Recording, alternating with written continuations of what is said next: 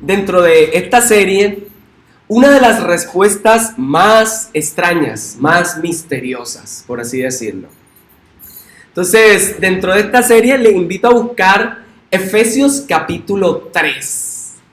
Y seguimos en miembros del cuerpo de Cristo. Efesios capítulo 3. Y la pregunta es, ¿por qué es una bendición ser miembros del cuerpo de Cristo? Y la respuesta de hoy va a ser un poco diferente, porque es un misterio. Efesios capítulo 3. Y le invito a que, si lo tienen Reina Valera, escuche. Si lo tienen otra versión, también escuche. Dice así la palabra del Señor. Por esta causa, yo, Pablo, prisionero de Cristo Jesús, por vosotros los gentiles, si es que habéis oído de la administración de la gracia de Dios que me fue dada para con vosotros, que por revelación me fue declarado el misterio, como antes os he escrito brevemente, leyendo lo cual podéis entender cuál sea mi conocimiento, otra vez, en el misterio de Cristo. Y otra vez más, misterio que en otras generaciones no se dio a conocer a los hijos de los hombres, como ahora es revelado a sus santos apóstoles y profetas por el Espíritu. Y aquí va a describir el misterio, que los gentiles son coherederos y miembros del mismo cuerpo, y copartícipes de la promesa en Cristo Jesús por medio del Evangelio, del cual yo fui hecho ministro, por el don de la gracia de Dios que me ha sido dado según la operación de su poder.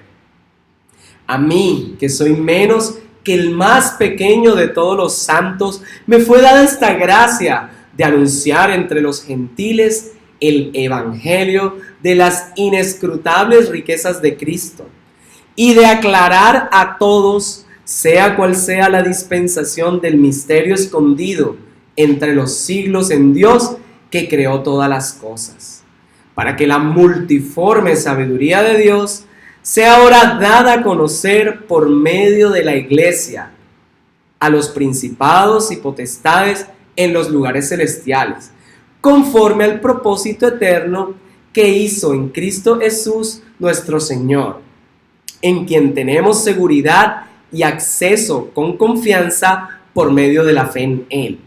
Por lo cual pido que no desmayéis a causa de mis tribulaciones por vosotros, las cuales son vuestra gloria. Por esta causa doblo mis rodillas ante el Padre de nuestro Señor Jesucristo, de quien toma nombre toda familia en los cielos en la y en la tierra, para que os dé, conforme a las riquezas de su gloria, el ser fortalecidos con poder en el hombre interior por su Espíritu, para que habite Cristo por la fe en vuestros corazones, a fin de que, arraigados y cimentados en amor, seáis plenamente capaces de comprender con todos los santos cuál es la anchura, la longitud, la profundidad y la altura, y de conocer el amor de Cristo, que excede todo conocimiento, para que seáis llenos de toda plenitud de Dios. Y aquel que es poderoso para hacer todas las cosas mucho más abundantemente de lo que pedimos o entendemos, según el poder que actúa en nosotros, a Él sea la gloria en la iglesia, en Cristo Jesús, por todas las edades, por los siglos de los siglos. Amén. Padre, gracias. Gracias, Señor, porque nos permites hoy estudiar un misterio. Algo que por generaciones, como dice ese texto, escondido. Algo que nadie se imaginaba. Gracias, porque es una bendición ser miembro del cuerpo de Cristo por este misterio reconciliador que nos incluyó en un cuerpo al cual no pertenecíamos, a un pueblo del cual éramos extraños, y ahora por amor entramos a ser parte de Él. Enséñanos, Señor, acerca de este misterio esta mañana. Prepara nuestro corazón, Señor, si está duro, si está como piedra, Señor, transfórmalo en un buen terreno para que tu palabra halle cabida. Señor, prepara hoy nuestro corazón para recibir tu preciosa palabra. Gracias porque tuvimos un tiempo de alabanza, de cantos, de adoración precioso, maravilloso, Señor. Y ahora ayúdanos a seguir disfrutando de las maravillas de tu gracia en este momento por tu palabra. Amén. Bien, amados hermanos, dentro de lo que hemos estado estudiando acerca de la iglesia, voy a contextualizarlo porque hay muchas personas que no han estado en la serie y hay otros que están por fuera. Entonces, lo primero que estamos viendo, para que ustedes sepan, es acerca de qué significa ser miembros del cuerpo de Cristo. ¿Qué significa eso? Y nos preguntamos primero qué es la iglesia. Y entendíamos que la iglesia es el cuerpo de Cristo. Que la iglesia es la comunidad de personas redimidas por el Señor desde que Él instituyó la iglesia hasta que Él venga por segunda vez. Eso es la iglesia. Pero también nos preguntamos, ¿quién fundó la iglesia? Porque usted en internet puede encontrar de todo. Puede encontrar Pedro, puede encontrar y toda clase de cosas. Pero a la luz de la Escritura, Mateo 16, 18, en primera carta de Pedro, la segunda en las cartas de Pablo, va a decir que Cristo es la piedra angular, que Él es el fundamento y no hay otro. Entonces la respuesta a quién fundó la iglesia es Cristo, el mismo Pedro, para que no confundieran el pasaje de Mateo donde dice, y sobre esta roca edificaré mi iglesia. Él mismo dice en su carta, yo no soy, es Cristo, sobre Él se edifica y Él es la piedra desechada. Y Pablo explica que Él era la roca que lo acompañaba en el desierto y etcétera, ¿cierto? Y también nos preguntamos, ¿por qué y para qué existe la iglesia? Y dentro de la respuesta que teníamos, ¿por qué y para qué existe? Número 1, para la gloria de Dios. No sé si se acuerdan. Y es que la iglesia existe para mostrar las riquezas de la gloria de Dios. Porque por la iglesia se nota el Dios glorioso. Pero segundo, para cumplir una misión. No que seamos juventud con una misión, no. Somos toda una iglesia con una misión. ¿Y cuál es la misión? De llevar su evangelio, que otros conozcan a Cristo y que el reino de los cielos se extienda. Y tercero, para ser columna y baluarte de la verdad. Ese es al por qué y para qué existe. Y lo veíamos con un texto que dice que la iglesia tiene la palabra de Dios y debe utilizar esa palabra para que entiendan su nombre. Pero también debe utilizar esa palabra para los que están en error, salgan del error. Para los que necesitan ser alumbrados por su luz, entiendan. También nos estuvimos preguntando qué significa ser miembro del cuerpo de Cristo. Y veíamos 3 cosas. 1, un compromiso con Cristo, porque Cristo es nuestra cabeza. Eso es lo primero. Significa compromiso con Cristo, que es la cabeza. Ninguno puede andar solo.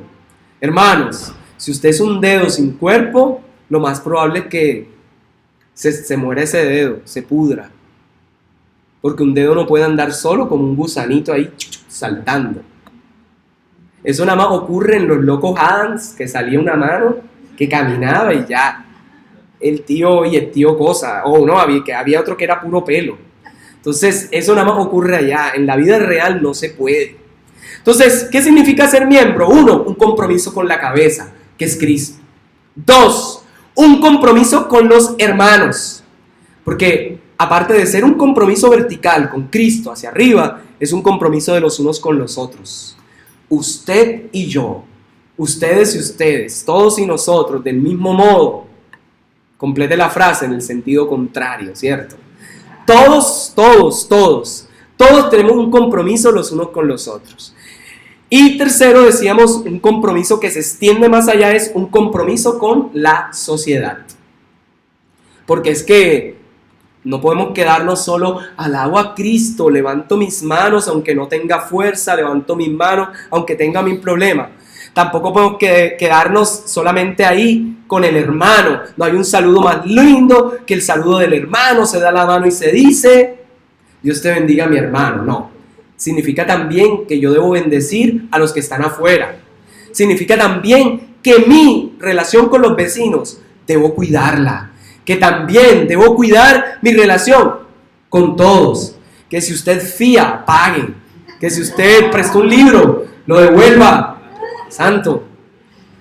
Incluso los bolígrafos, que a veces uno piensa que no es pecado, los bolígrafos y los lápices también. Entonces, significa un compromiso con la sociedad. Significa que usted también tiene que votar cuando haya elecciones. No decir, yo para qué voy a votar si van a quedar los mismos con la misma. Vote, vale la pena. Significa que usted también puede denunciar. Ahí sí se vale, no se quede callado. Denuncie. Usted también puede escribir, grabar videos como hicimos. Ya saben que ya quitaron del puente ese el cable. Claro, se tuvo que hacer hasta videos virales de eso. Por ahí salieron, bueno, tampoco está la otra familia porque están haciendo un diplomado en la universidad, otros miembros. Entonces, sí. Y, sí, la hermana Noris también viajó hoy a Montería, ¿no? Hay muchos disfrutando. Que quiere invitarme a viajar, adelante. Sí, correcto, hay un montón. Hermanos, entonces, eso significa. Y ahora sí entramos en materia para aterrizar en el pasaje de hoy. La pregunta que hemos tratado desde 2 domingos anteriores es, ¿por qué es una bendición ser miembro del cuerpo de Cristo? Y lo primero que respondíamos es, porque perteneces a la familia de Dios. Eso era lo primero que respondíamos. Y creo que todos pertenecemos o hemos pertenecido a una familia, a una comunidad. Y es el lugar que te da seguridad. Es el lugar donde nadie te puede, oiga, se parece una canción. Es el lugar donde tú puedes estar seguro, donde encuentras bendición. Pero a veces las familias de la tierra no son el lugar de seguridad. A veces se vuelven un lugar inseguro. Pero la familia de Dios, instituida por Él, uno pensaría debe ser perfecta, pero tampoco es perfecta. Así que, como les decía alguna vez, si usted está buscando la iglesia perfecta, la iglesia donde no haya ningún problema ni nada, hermano, si usted llega, es probable que si la ha encontrado, deje de ser perfecta. Porque todos somos imperfectos. Y segundo, porque Cristo es la cabeza de una comunidad y no de un individuo. Por eso es una bendición ser parte del cuerpo. Porque Cristo es la cabeza de una comunidad, no de un individuo. Lo decíamos, porque Cristo no es Cristo de uno solo, sino de todos. Y cuando se refieren a que Cristo es cabeza, se refiere a que todos formamos parte del cuerpo. Tercero, porque desarrollan los dones para la edificación de la iglesia. Porque sí y solo sí, los dones se pueden desarrollar en el contexto de la iglesia, no fuera de ella. Cuarto, porque recibes alimento, no solo espiritual, sino también de vez en cuando te invitan a comer arroz chino, entre otras cosas. Y quinto, que es la de, la voy en la sexta. Quinto, porque no caminas en esta vida solo. Porque tú no eres un Lone Ranger, un llanero solitario. Tú no estás por el mundo para andar de pistolero evangélico y que creas que puedes ir y andar solo por el mundo, no. Nos necesitamos los unos de los otros. Y el sexto, el de hoy, que es la cosa más rara que no sé ni por qué lo puse, es porque es un misterio. ¿Por qué es una bendición? Porque es un misterio.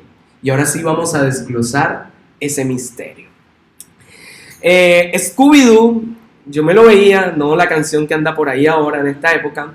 Scooby-Doo yo me acuerdo que era misterio a la orden. Entonces tenía una canción y todo que hablaba de resolver las cosas. Y los misterios pareciera que a veces dejaran de ser misterio cuando se revela todo. Pero a veces los misterios, aunque se digan y se muestren las cosas, siguen siendo inexplicables. Uno dice, pero ya sé eso, pero ¿cómo así? Para algunos es un misterio así que de Roswell, los de los ovnis y todo eso. Para otros es un misterio la mujer. Oiga, ¿quién le entiende? Dicen por ahí. Para las mujeres de pronto es un misterio los hombres. ¿Cuáles? Ellas nos entienden totalmente. Total, para muchos hay misterios de toda clase. Pero con Scooby-Doo yo recuerdo que él siempre, que yo veía esa caricatura, él estaba ahí con su grupo y al principio empezaban a mirar, hablaban con una persona, a veces hasta el que los contrataba para resolver algo, no sé cómo daba giros todo y él terminaba siendo el culpable. O sea, eran unas cosas bien raras. Pero Scooby-Doo siempre encontraba al culpable por accidente. Pero en la vida cristiana, ser miembros del cuerpo de Cristo no es un accidente. Es una preciosa y hermosa predestinación, si quiere llamarlo así, donde Dios ha escogido y ha elegido que somos parte de Él. Y el texto que nosotros estudiamos y que estamos a punto de seguir sumergiéndonos en sus profundidades, es un texto que va a evidenciar que al principio, por años, por generaciones, era un misterio oculto, guardado y que nadie se imaginaba. El misterio, encontraba por ahí, es un hecho, una cosa, una causa, origen o razón de ser que no tiene explicación, que no se puede entender, que pertenece a un dominio reservado, que es impenetrable y solo resulta perceptible para algunos, que no se comunica o se da a conocer. Y esta es la que me gusta, esta parte, que tiene un dominio reservado y que no se comunica. Y se parece mucho a lo que Pablo va a decir. Resulta y pasa que para el pueblo judío, ellos habían entendido bien que Dios les había escogido y eran la elección. Dios había escogido un pueblo que lo miró el más chiquito, el que parecía una aldea, el que no se veía, y dijo, este va a ser el pueblo que voy a escoger para que muestren. Eso fue un misterio. Dije, ¿por qué escogió al más pequeño? Pero lo escogió. Y ese pueblo lo escogió para que llevara su gloria a todas las naciones. Pero lo interesante es que Pablo va a decir, ¿saben? Ya Cristo desde hacía mucho, en su insondable sabiduría, ya había ocultado algo. Y es que no solo ellos iban a mostrar la gloria de Dios, sino que también los que no eran del pueblo judío. Y aquí hay, bueno, creo que aquí todos son no judíos, ¿cierto? No sé, que salga alguien con su kipá y su cosa, yo no sé. Total, el Señor tenía algo reservado que no había improvisado. Y es eso. Y el misterio, como les decía, parece que aunque se revele, a veces hay cosas que uno no entiende. ¿Alguna vez le han dicho a usted que es un bicho raro? ¿A quién? ¿A quién le han dicho? Bueno, allá 1, 2, 3, 4, 5, 6. Bueno, ya está creciendo el grupo de bichos raros. O bichos biches. Hermanos, para el mundo, nosotros somos extraños, misteriosos y hasta raros. No sé si usted lo ha pensado así. Porque nos ven y dicen, ay, ¿ustedes qué? Voy a leerles 2 textos. 1 Pedro 4:4 dice, a estos les parece cosa extraña que vosotros no corráis con ellos en el mismo desenfreno de disolución y os ultrajan. Al mundo le parece inexplicable nuestro comportamiento. Para el mundo, usted y yo corremos de forma diferente. Para el mundo nos dice, ¿y usted por qué si ora por el presidente? ¿Usted por qué ora por el expresidente? Porque es nuestro deber y porque amamos orar. Pero para el mundo, en vez de orar, de pronto maldice al actual, maldice al anterior, al que estuvo antes que ese, y ningún presidente les parece bueno. Total, que para el mundo estamos locos. ¿A quiénes le han dicho loco alguna vez? Oiga, así es. Gloria a Dios, ya llevamos varios con moñona, aplicamos en todas. Entonces, en 2 Corintios 5:13 dice, porque si estamos locos es para Dios, y si somos cuerdos es para vosotros. Entonces eso me acordaba de Chespirito, donde salía, o sea, estamos locos Lucas, ese era Chaparrón Bonaparte, ese. Entonces ese hombre siempre andaba así con el otro. Y sabe, para el mundo, usted y yo andamos locos Lucas, porque no nos entienden, porque devolvemos la plata que nos devuelven de más. Nunca nos han mirado raro cuando devuelve la plata en un Baytrans, en una buseta. Bueno, ya no existen ni las de Socorro ni de nada, ahora es puro Transcaribe. Él no devuelve, él nada más lo coge. Pero antes uno pagaba y si le devolvían de más, lo devolvía enseguida. Y la gente, ay, tú vas a devolver eso. Y más si eres un universitario que tu cinturón es como una cabulla y más nada, ¿cierto? Los que estuvimos también en la UDC o en las universidades privadas sabemos que eso. Los universitarios casi siempre pasamos hambre, o sea, pero bueno, entonces esto es interesante. Para el mundo estamos locos porque somos capaces de devolver el libro de la biblioteca. Aunque he conocido algunas personas que no devuelven libros de la biblioteca. Yo recuerdo que había una amiga, éramos 2 creyentes allá en el salón, y una amiga estaba tan mal en una de las materias, ingeniería económica creo que era así, que se robó, no se tomó prestado el libro y nunca lo devolvió porque que ya le daba pena, ni siquiera fue capaz de dejarlo.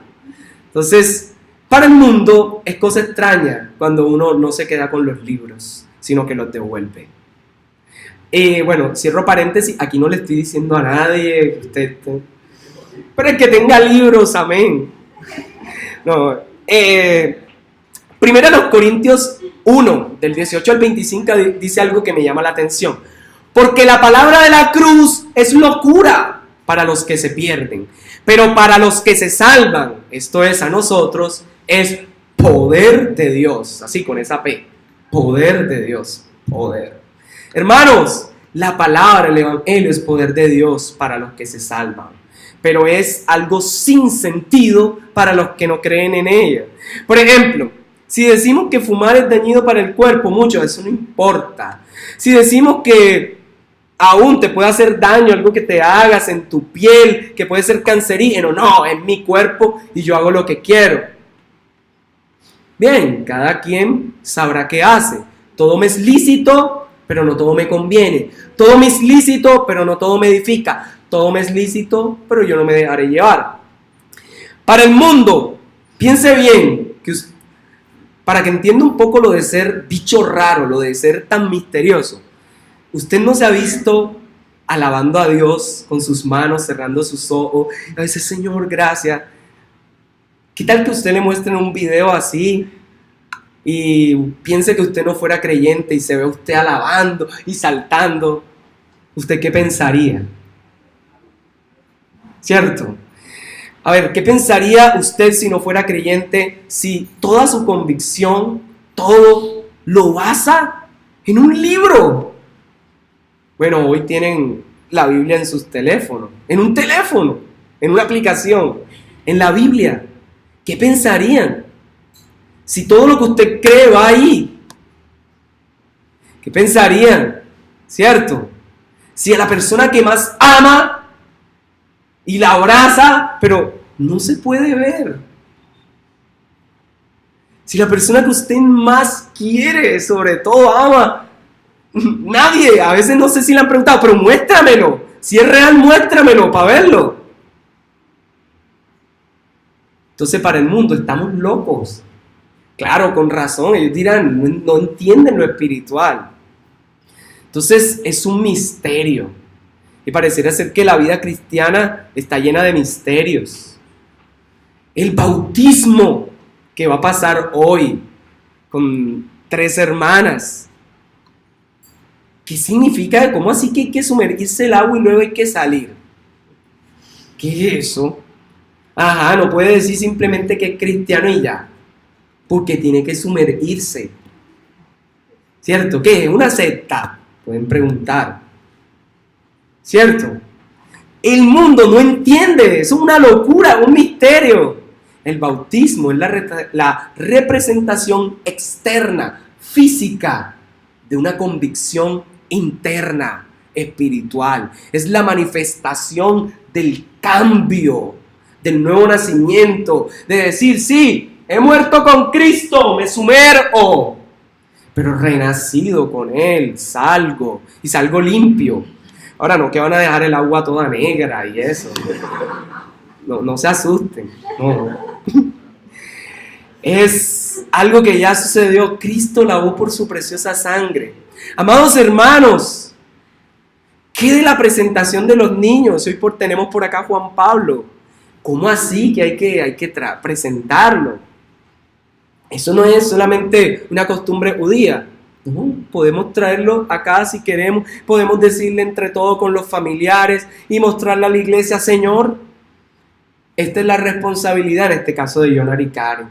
Dicen los padres, es nuestra responsabilidad ante Dios, ante la familia de la fe, ante la sociedad, de guiar a este niño bajo los principios del Evangelio. Entonces para el mundo eso es extraño, para el mundo eso es raro, pero claro, bailar allá en el coreano y todo eso sí no, ¿cierto? Aquí uno baila, ¿eso qué? Pero allá en ese kiosquito no pasó nada y he visto unos pases, pero bueno, hermanos, entonces, si el mundo se emborracha y dice incoherencias, está borracho, le celebran. Pero si aquí alguien está llorando, aquí sentado, Señor, gracias, derramando sus lágrimas, porque Dios le está tomando, porque ha reconocido su pecado, o porque está muy alegre, entonces, dice que está loco. Y sabes, lo peor de esto es que a veces dentro de la propia iglesia le decimos loco al hermano que está siendo tomado por Dios. Ejemplo, Ana, la mamá de Samuel, el profeta de aquella época, Elí, la ve llorando y todo y le dice, mujer, ve y pasa la borrachera en otro lugar. Digiere tu vino, la versión Reina Valera, esta es versión ABN. ¿Cierto? Pasa tu resaca. Y ella, no estoy borracha, estoy llorando. Estoy quebrantada ante el Señor. Y a veces dentro de la iglesia no entendemos eso. Vemos al hermano que está quebrantado, a la hermana, y decimos, él lo ve. ¿Y qué? Se cree más espiritual. Así, ahora yo voy a llorar más todavía. Y se echa agua en la cara. ¡Ah, ah, ah! Mano, esto no es ni para competencia, ni para nada de eso. Para el mundo, esto es extraño si nosotros cerramos los ojos y levantamos nuestras manos. Esto es muy extraño. Nos piden que mostremos un Salvador de carne y hueso, pero no entienden que somos sus representantes de carne y hueso. Hoy usted y yo mostramos a Cristo como embajadores. El día que le pregunten, ¿dónde está Cristo? Quiero ver a tu Dios. Mírame a mí, que Él me envió para amarte, me envió para mostrarte su grandeza. Tú eres su representante. Para el mundo es esto incomprensible. Cuando celebramos la cena del Señor, no es más raro aún que digan, ¿cómo así que este pan representa el cuerpo y este jugo de la uva? Que lo vamos a hacer el próximo domingo. ¿Cierto? Qué raro, ¿cómo así? ¿Cómo así? Que ese es el cuerpo. Claro, no entienden. No entienden esa simbología. Que, a ver, que sí, a través de esta representación decimos, Cristo efectivamente murió y resucitó. Anunciamos, recordamos lo que Él hizo. Y recordamos con ese pan diciendo, es que así se dio el pan de vida por nosotros. Pero, así como está partido por pedacitos, así fue partido su cuerpo. Debió ser muy doloroso, pero se dio como pan de vida. Para muchos, los momentos de quebrantamiento son inexplicables. Entonces, amados hermanos, la iglesia, lo que uno empieza a concluir aquí, luego de hablar todo esto, es: la iglesia no es normal. La iglesia tiene algo raro para el mundo. Tiene algo raro. Es diferente. Es misteriosa. Pero saben, es una bendición ser diferentes. En medio de un mundo que nos quiere hacer idénticos como fábrica, como molde de fábrica. Pero, ¿de qué se trata este misterio? Vamos allá. Entonces ahora sí, enfóquese en su Biblia, que vamos a revisar versículo por versículo para ver cómo Pablo nos sigue llevando al clímax.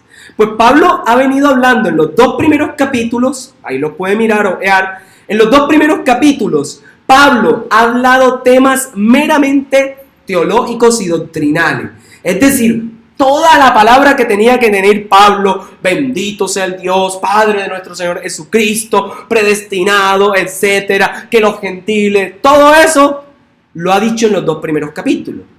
Pero en el 4, 5 y 6 va a hablar no de la teología, va a hablar de la parte práctica. Esto se hace así, esto es así, las armas de esta guerra, peleemos, pero peleemos con oración. Mire, ande vistiéndose, camine de esto. Entonces, capítulos 1 al 2, toda la teología, todas las ideas. Capítulos 4, 5 y 6, cómo se practica. Y nos queda este capítulo 3. Ahora, Pablo hace esto para que no se... va a mostrar la iglesia de una forma diferente o misteriosa, para que no nos confundamos. Uno, las personas de su época tenían a la ideología griega, tenían ese tipo de conocimiento, y ellos eran muy etéreos, muy imaginarios. Todo esto es lo espiritual, es lo bueno, es lo limpio, es lo santo.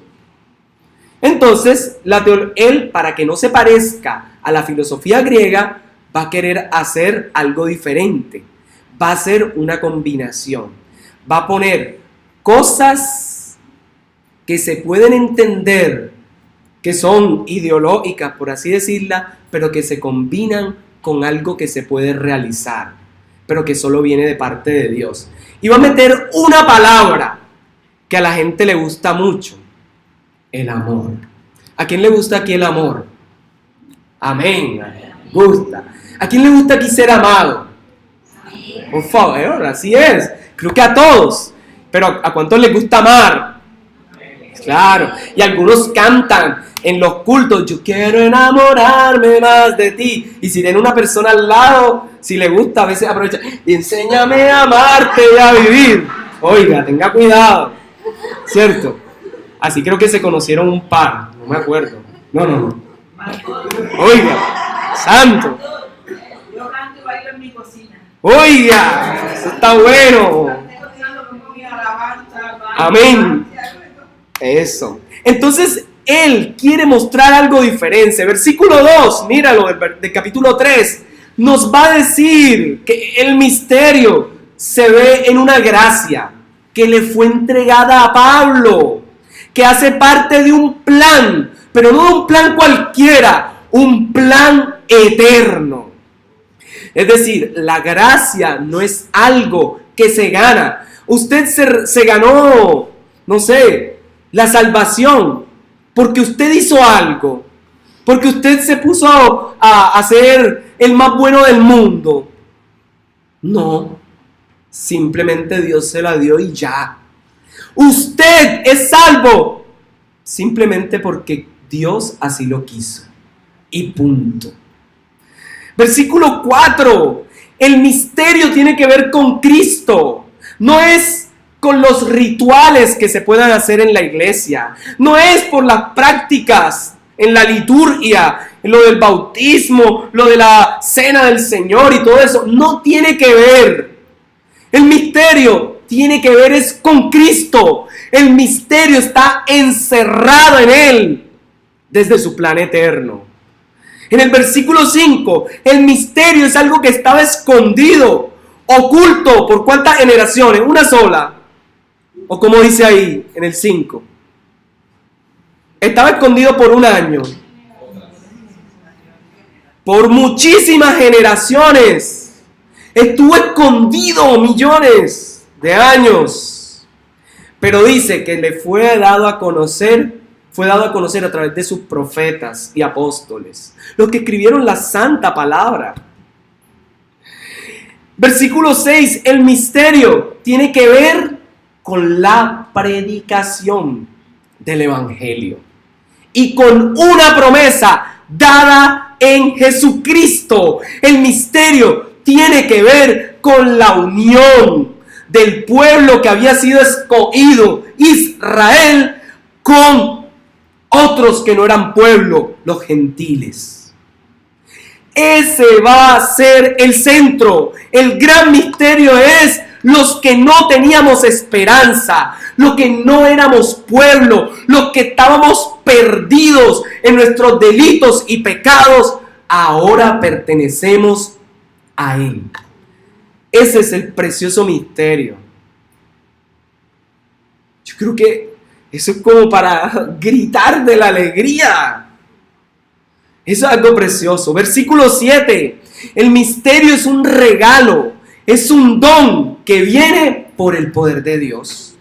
Versículo 8. El misterio tiene que ver con la gracia de anunciar entre los gentiles, entre nosotros, las inescrutables riquezas de Cristo.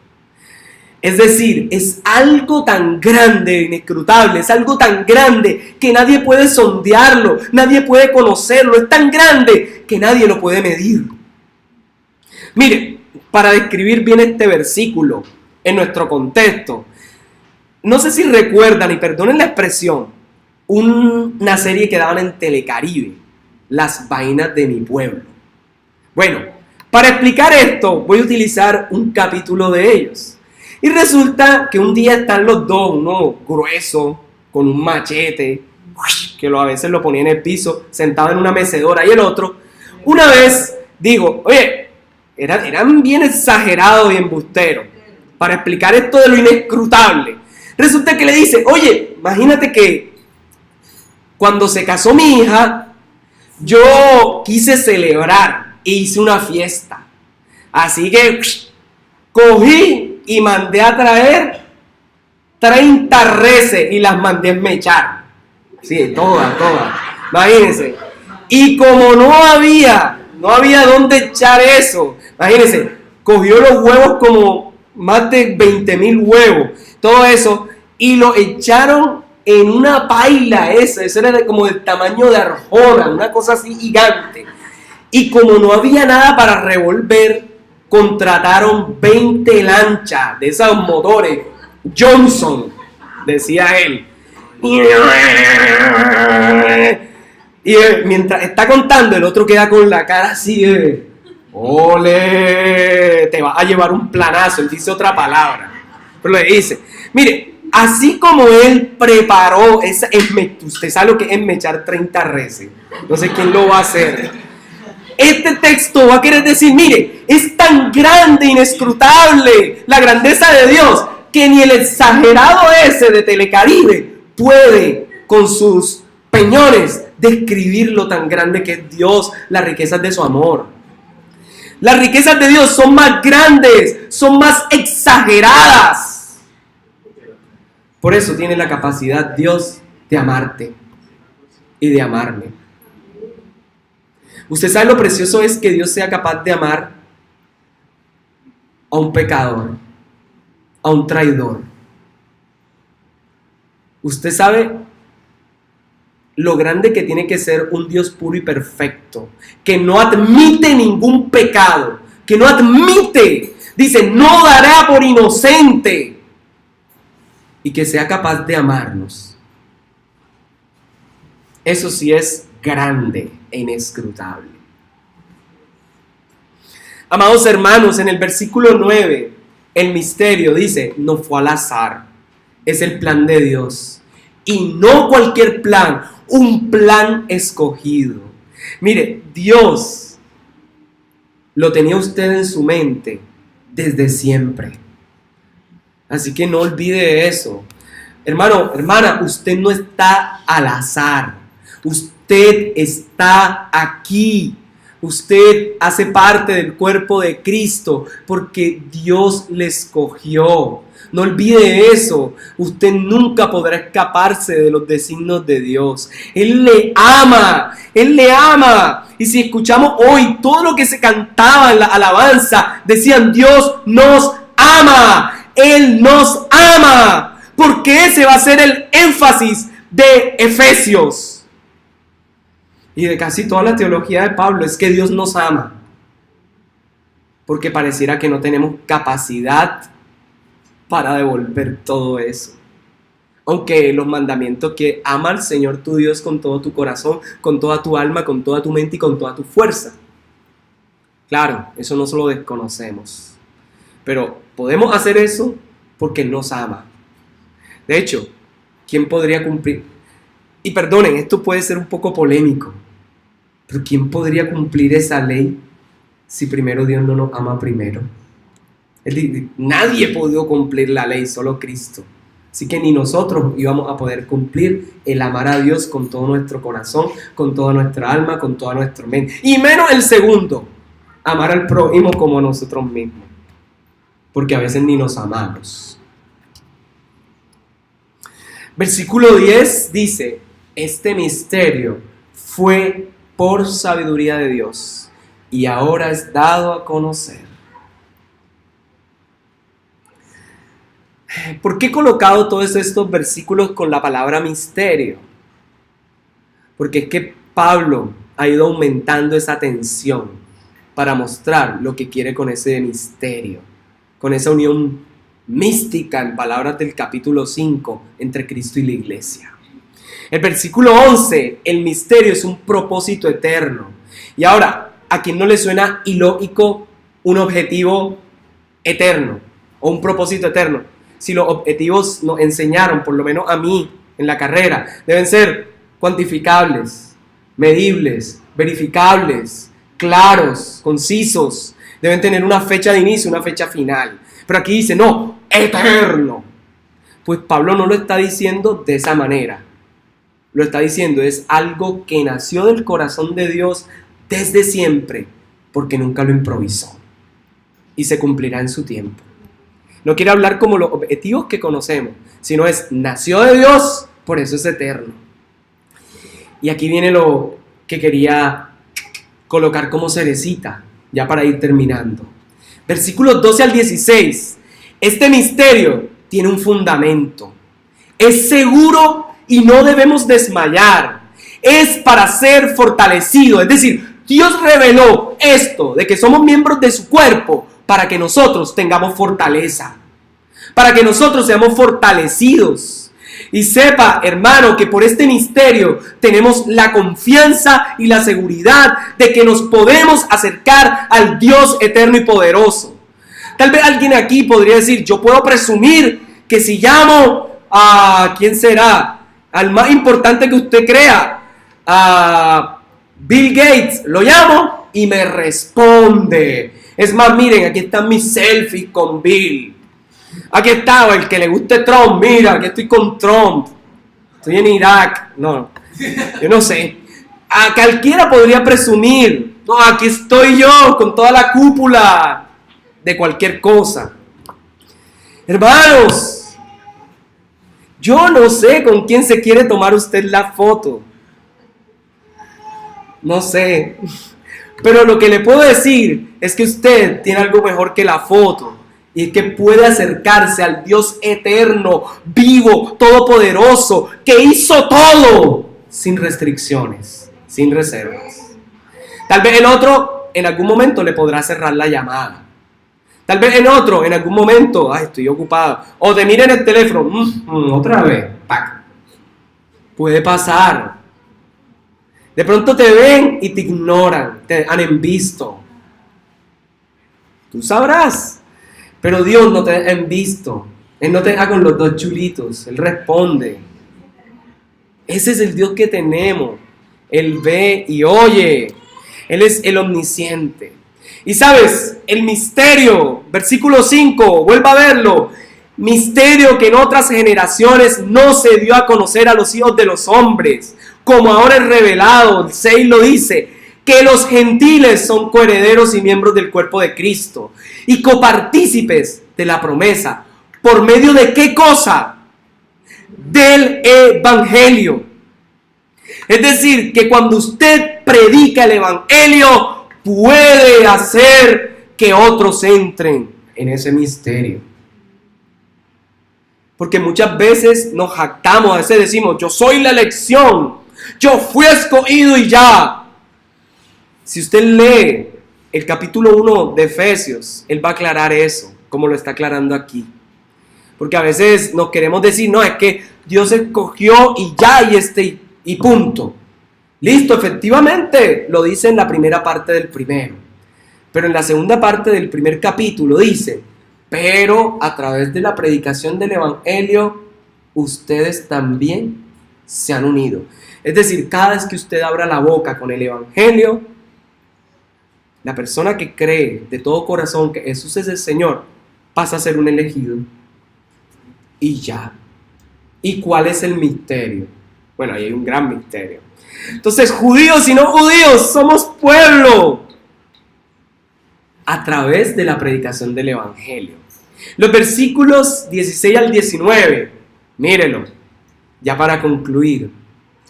16 dice, para que os dé conforme a las riquezas de su gloria, el ser fortalecidos con poder en el hombre interior por su espíritu. Y ahí sigue hablando. Entonces, recapitulamos. Hermanos, ¿cuál es el misterio en Efesios? ¿Cuál es el misterio?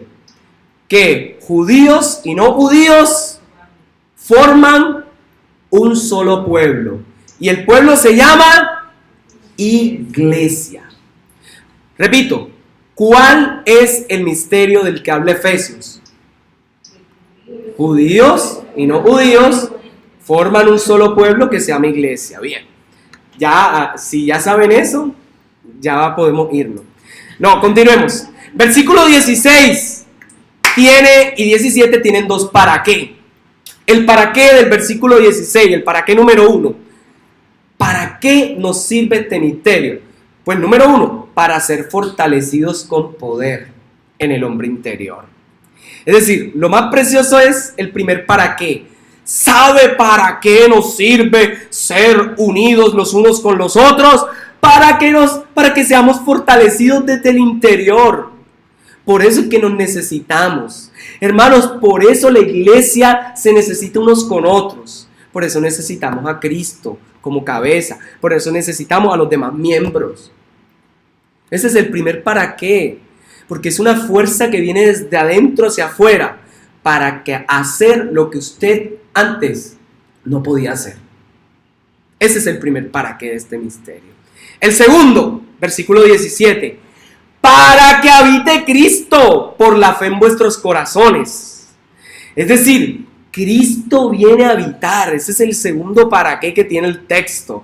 Para que habite Cristo. Por eso hizo ese misterio. Por eso nos unió. Para que el Dios que no habita en pecado, que no ve pecado, pueda habitar en un cuerpo de barro como el tuyo y como el mío. Por eso ese misterio se guardó en vasijas de barro. O sea, usted sabe lo tan grande, santo que es y puede habitar en una porcelana, en un barro. Bueno, alguno dirá, yo soy un peltre, para verse más fino. Pero el Señor habita en usted y en mí. Eso es muy grande. Y el versículo 17 y 19, si ya tenemos los dos para qué, nos dice la finalidad.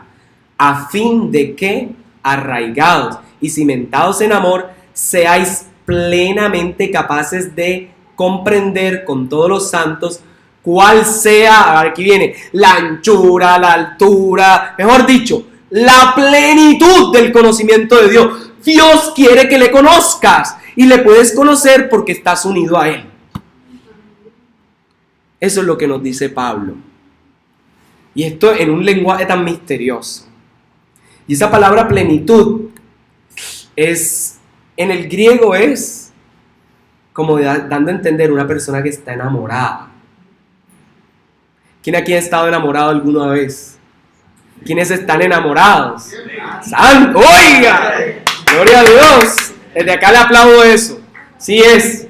En el versículo, capítulo 5, pasen la página, 32, o denle clic si lo tienen en el teléfono, en el iPad. Dice 5:32, grande es este misterio, mas yo digo esto respecto de Cristo y de la iglesia. Este Efesio está lleno de misterio, pero es el mismo. Entonces Pablo, en medio de la relación matrimonial, que también es un misterio, porque ¿cómo es posible que alguien pueda amar de tal manera a la otra? De pronto usted no se ha preguntado, ¿y yo cómo puedo amarte? ¿Alguna vez su pareja le ha dicho, yo no sé cómo te puedo amar tanto? ¿Quién sabe? Yo no sé.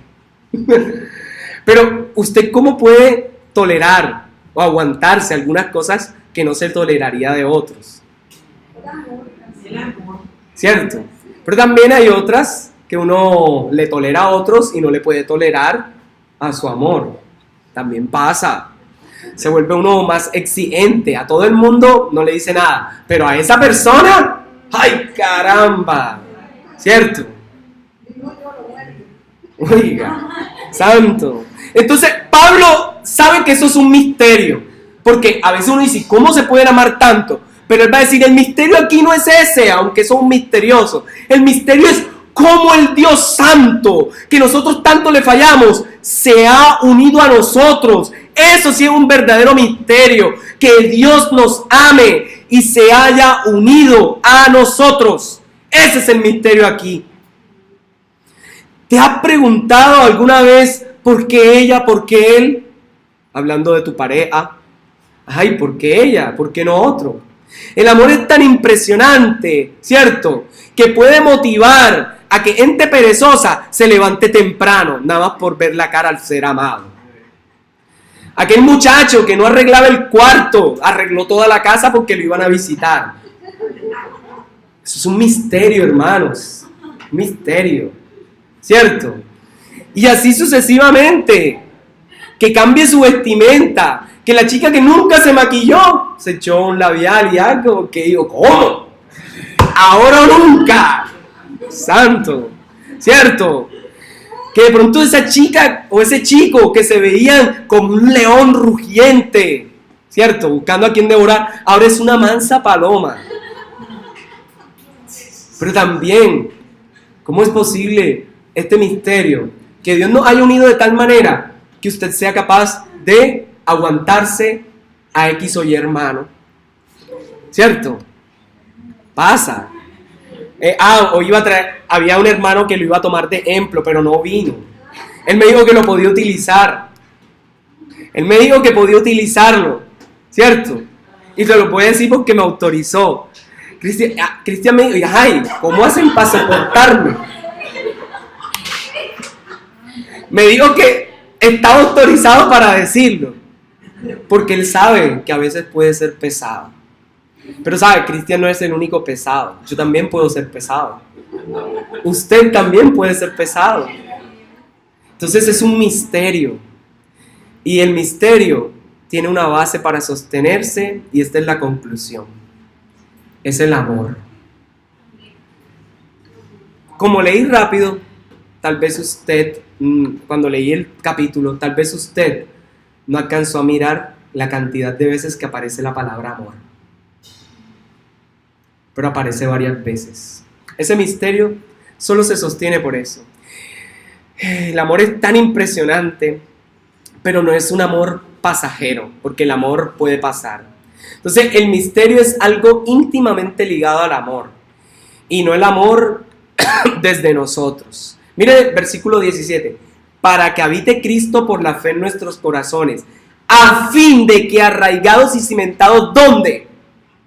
En el amor.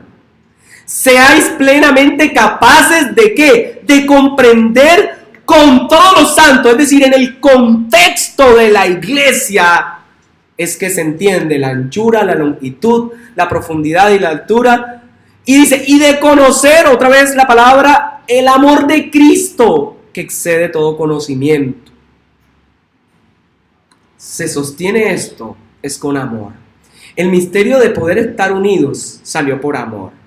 Ese es el misterio de la unión de los gentiles, sino gentiles en la iglesia con el cuerpo de Cristo. Es un misterio que nació por amor desde la eternidad. Siendo pecadores, y acá cantamos una canción, Él nos ama, oh cuánto Él nos ama. Porque eso es lo que sostiene este misterio. Juan 3:16, porque de tal manera amó Dios al mundo que ha dado a su Hijo unigénito, para que todo aquel que en Él cree no se pierda, mas tenga vida eterna. ¿Pero por qué? Porque de tal manera lo amó. Porque no envió Dios a su Hijo al mundo para condenar al mundo, sino para que el mundo fuese salvo por Él. El que cree en Él no es condenado, pero el que no cree ya ha sido condenado.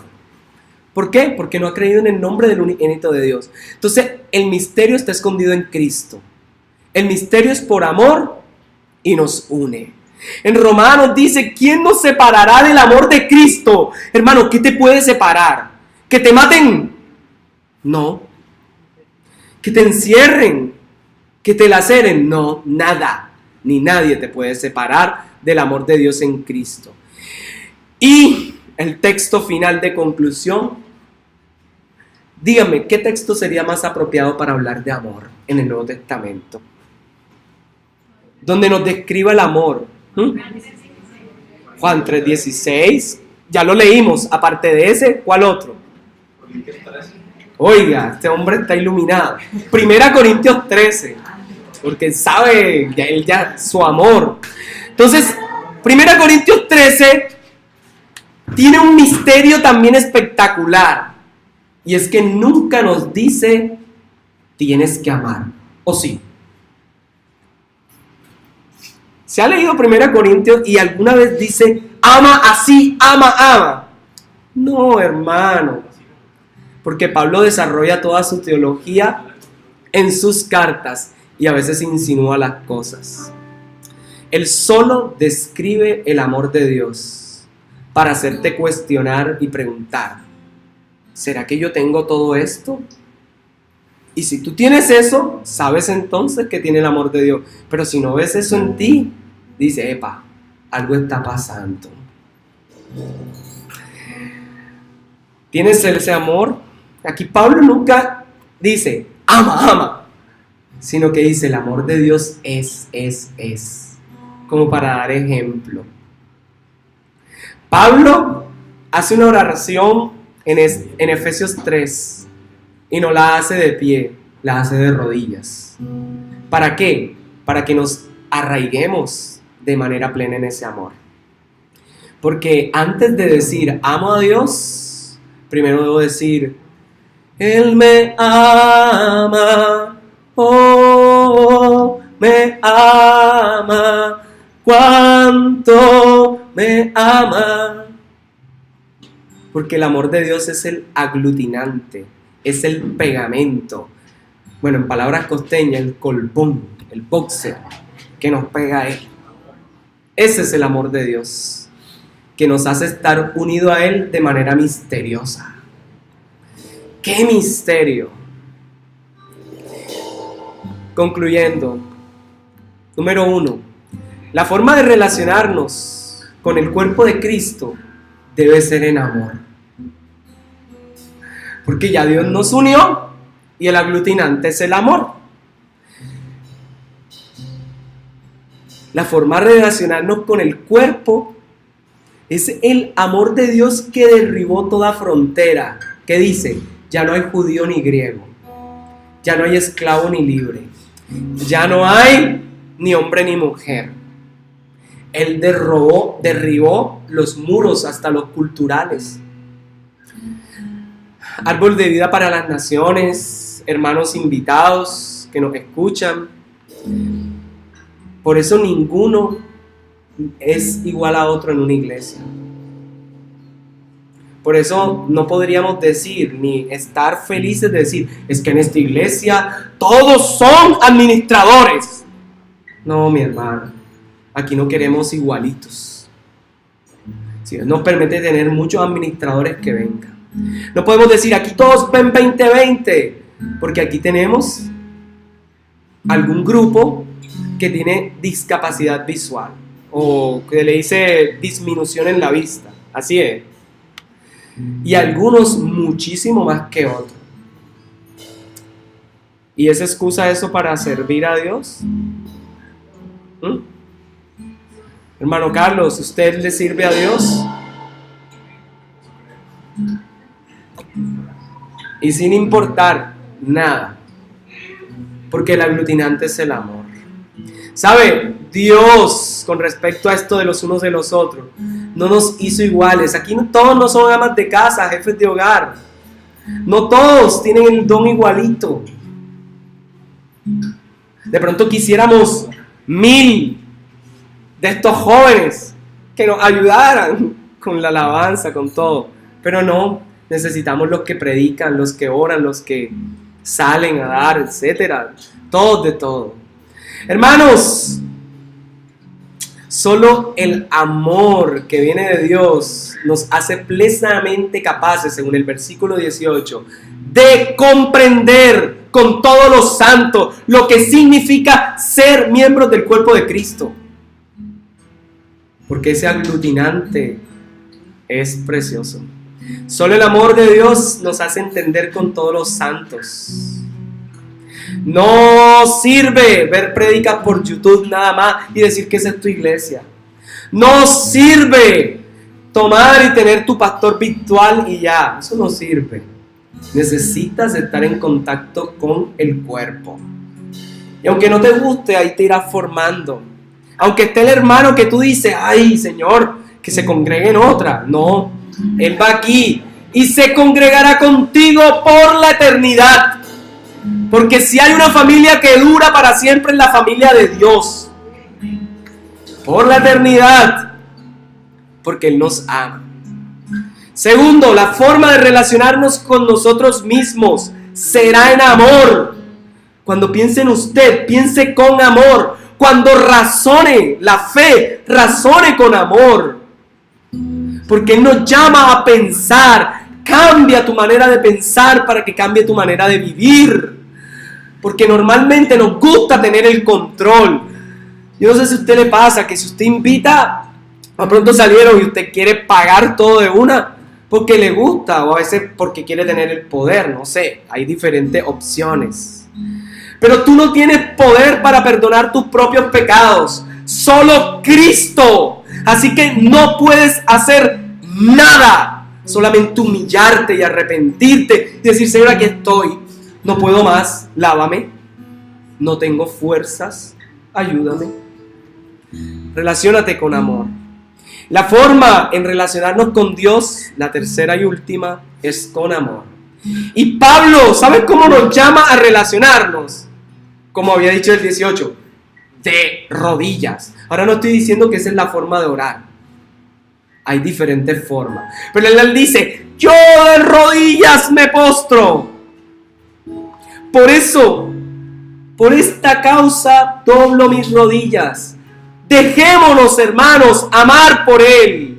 Y lo entenderemos cuando estemos en oración. Ven a los cultos de oración, para que juntos, en oración, le entendamos. En tu casa, ora en tu cuarto, y tu Padre que te ve en lo secreto, te recompensará en público. Tu llamado no es a ir gritando, sí, yo te amo y yo te amo, yo voy. No, tu llamado es déjate amar por Él para que puedas amar a otros.